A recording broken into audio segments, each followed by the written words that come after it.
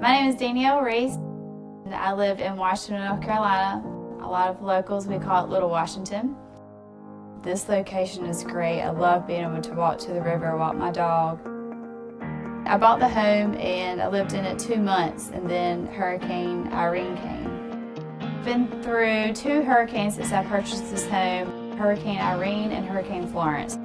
Hurricane Florence, I got about 1.5 feet of water downstairs. I had 3 bedrooms and a laundry room, and everything had to go. My bed is currently in my living room until construction is completed.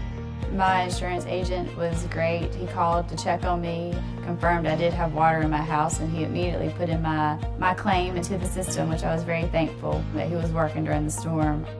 I think that helped with getting my adjuster out sooner, getting my funds sooner, so I could go ahead and start this process of rebuilding. I initially got from my flood adjuster about $26,000.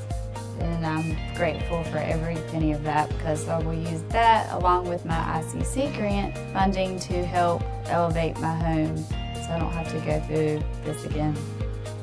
Flood insurance is a good value. I wouldn't be where I am today. I'm grateful for that program. I don't know what I would do without it.